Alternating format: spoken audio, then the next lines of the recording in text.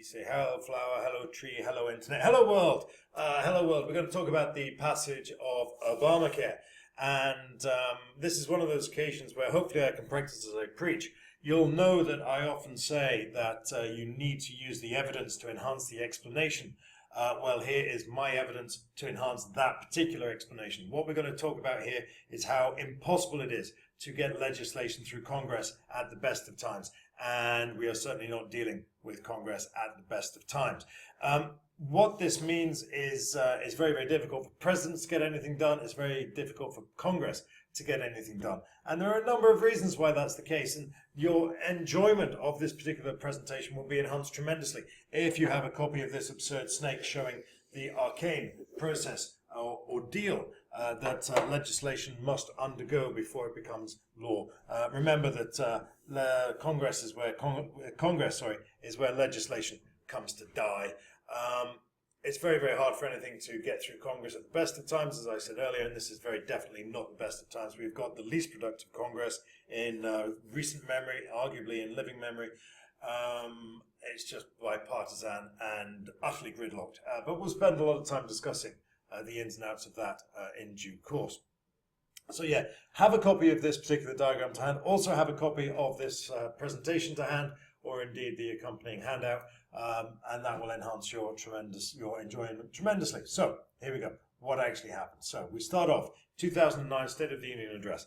Obama challenges Congress to create legislation for him. And why is this important? Well, we've got a number of things going on here. First of all, this is demonstration of the separation of powers. Remember that the president is not part of Congress.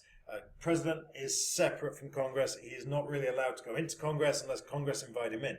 And so the legislators legislate, the presidents do something else. And part of that really follows from this thing. We have the limits of presidential power. What we've got here is that Clinton got this horribly wrong. Clinton wanted to address the issue of healthcare reform. Very noble, well-intentioned aim. And one of the first things he did when he got in was to lock the country's finest minds and Hillary in a room, and they said no one's coming out until you've drafted healthcare reform proposals for healthcare reform. And they did it. It took them ages, and what they came up with was bloody awful. But the real issue, it wasn't that bad. But they took it to Congress, and Congress went, well, what have you done? This is our job. We don't do this. We legislate, you execute, and they basically tossed it straight back at him. Clinton, in so doing, invested a huge amount of political capital and goodwill for absolutely no end. And it did his administration tremendous damage. Obama learned from that mistake, and he said, right, we're not going down that particular route. Congress, you guys can do that. You say you're the legislators, right. You draw up the legislation. I will help as much as I can, but this is your gig. Okay, said Congress, we'll get on it. And so they did, or rather they sort of. In the June 2009, so that took them a good 4 or 5 months to get on with it, Pelosi assigned bills to 3 committees. Now, you should remember that a camel is a horse designed by committee. So imagine what it's going to be like if you've got 3 separate committees working on your horse. You're going to wind up with something truly, truly horrible.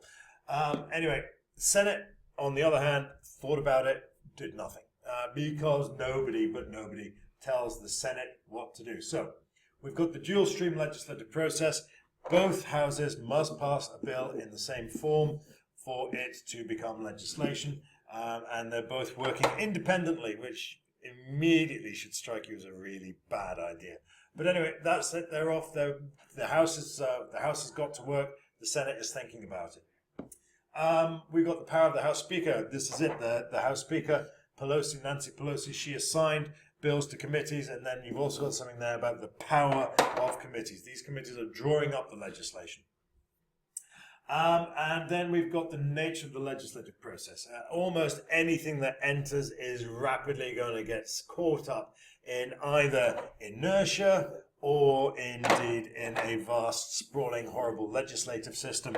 And very, very quickly this bill exploded to several thousand, well, to 1,000 pages, only at this stage. So, nature of the legislative process, quite a lot of interesting stuff there. Finally, the Senate's self-importance. Nobody tells the Senate what to do. They like to think they're the elder statesmen. Remember, there are no term limits. They're there for 6 years. A president only has 4-year term, and he's limited to 2. So arguably, the Senate is really where the power lies in the United States. That's certainly what the founding fathers had in mind when they drew up the Constitution and they divvied up the power. So interesting little observation there. Let's move on.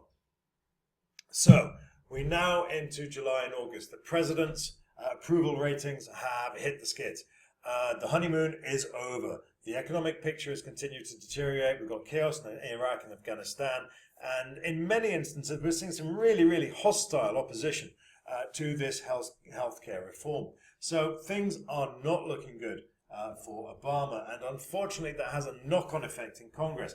Anything that comes with the presidential stamp on it is suddenly toxic.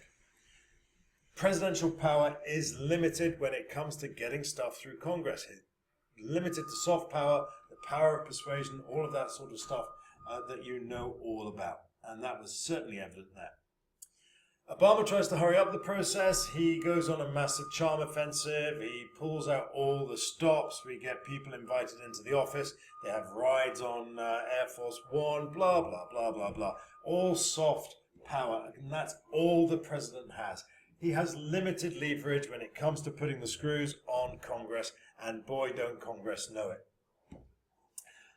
Anyway, things are still trundling along, and eventually the Affordable Care Act is announced to the House.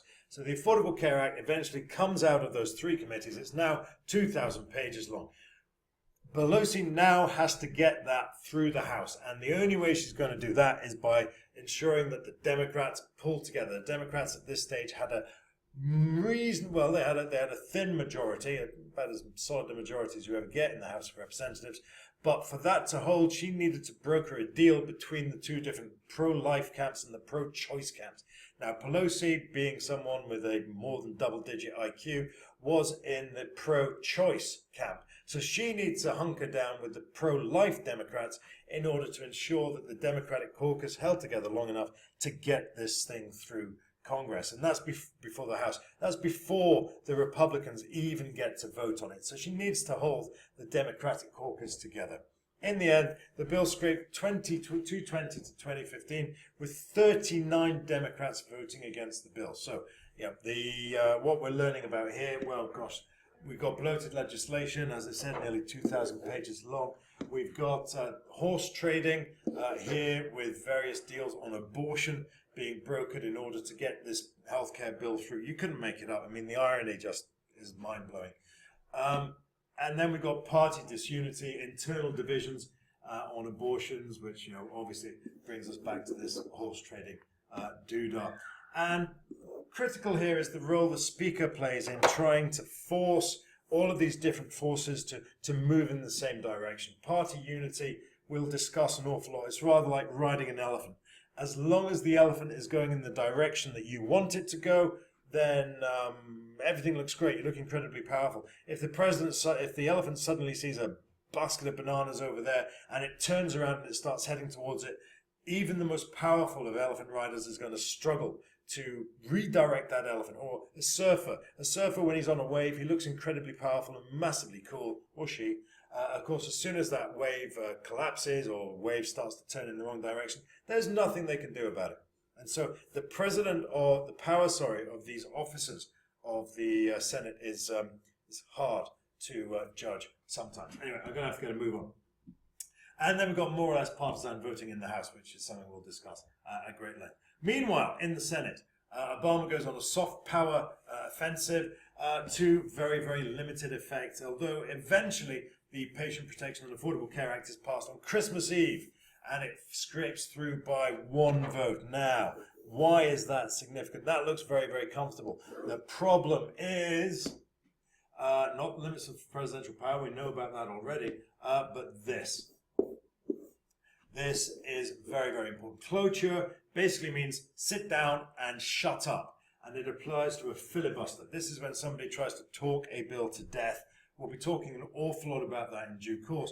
But the key thing is, if you want to tell somebody to sit down and shut up, you need to have 60% of the vote. You need to have 60 votes. 60% of the Senate has got to vote along those lines. Now, that is very, very important, and we'll see why, well, almost immediately. We've got partisan voting again, which we know all about. You'll notice here that the lights have changed color. Now, you might have noticed that. Those who have been paying attention will have noticed that the House wants to go for a Chinese while the Senate wants a curry. What do I mean by that? Well, the House passed the Affordable Care Act. Can the House accept the Senate's bill? Well, what did the Senate... Oh, gosh. Well, the Senate, passed the Patient Protection Act. And these are obviously not the same thing. The question then becomes, can the House accept the Senate's bill? And the answer to that is no. Pelosi is clean out of political capital. There's no way she'd be able to drive another bill through. So, is the Senate going to vote for the Affordable Care Act? And the answer to that is no, frankly, because in 2010, Massachusetts goes Republican. This is the first time in recorded history that this has ever happened. The Republicans take control of Massachusetts. That means the Senate has now gone 59 to 41. So anything the Democrats bring to the floor is just going to be filibustered out of existence. It's not going to happen. Importance here, importance of filibuster, legislative gridlock, limits the soft power of the Speaker. You cannot block a filibuster unless you've got that 60% vote. So, what happens now? Obama goes on a soft power charm offensive, desperately trying to persuade Republicans now to get on side. He's now reaching across the line. Now, at this point, Exop swings into gear. Exop comes up with a cunning plan. Okay, they say, we're going to take the Senate bill to the House, and we say, right, you're going to vote on this and you're going to accept it, because what we're going to do is we're going to pass a reconciliation bill, which basically takes the Senate bill and turns it into the House bill. This is very complicated, I do apologize. The great thing is, you don't need to know really about reconciliation bills. I had no idea these things even existed until we started looking at this. But it's rather like going to an Indian restaurant and ordering in a Chinese takeaway. So basically you smuggle legislation through on a reconciliation bill. Why is this significant? Well, it tells us all about Exop. They're very, very clever people. It also tells about the complicated nature of the legislative process and what happened. Well, the House passed the Senate bill, okay? The House passed the Senate bill, and then they passed the reconciliation bill, which basically took that bill and turned it into their bill, okay? Now, the Senate, on the other hand, they passed the reconciliation bill 56 to 43. Why? Because you can't filibuster a reconciliation bill. I'm sorry, this is complicated, and I will try to explain it in more detail in class. But the key point here is the legislation got through. Okay, that is the key point. Signing ceremony, the president's role in the legislative process. Now, this is the next bit, executive order. Remember that deal that Pelosi struck with the pro-choice, pro-life Democrats? Well, here it was. We had an executive order, no federal funds for abortions. Yet, we're talking about healthcare, and at the same time, the federal government is making abortions harder for young girls to get. Yeah, you couldn't make it up. Executive orders. Right. Wow. Complicated.